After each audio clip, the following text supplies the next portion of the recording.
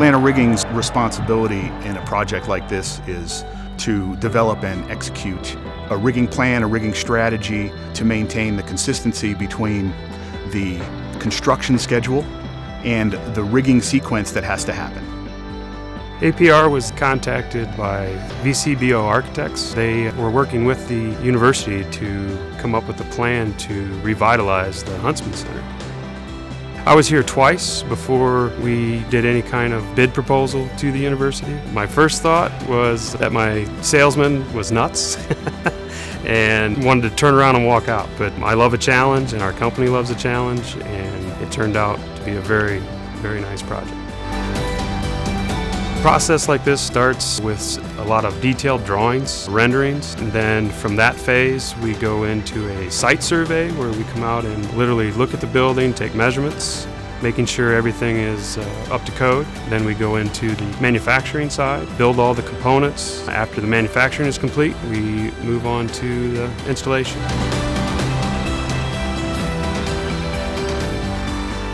We first had to remove a light halo to the floor so it can be deconstructed.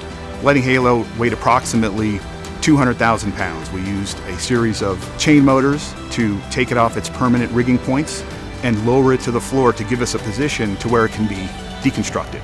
And once that happened, the floor was then clear for us to start installing the steel brackets that were custom designed for this facility.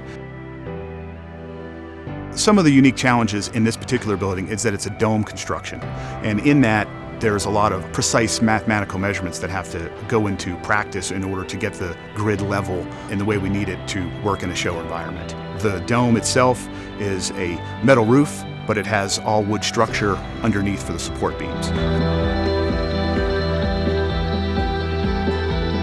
The project has a lot of different elements to it from a rigging perspective that makes it very unique. It's got a static grid that we use for hanging sound lights and video. It's got a motorized bowl reduction system that we placed in it. There are curtain dividers to provide some more intimacy for whatever event they have in here. So it really does combine a lot of those things that typically we do separately, and we got to do it at one time here. There's not a bad seat in the house, and when you close it down, it becomes even more intimate for graduations or even just for a volleyball game.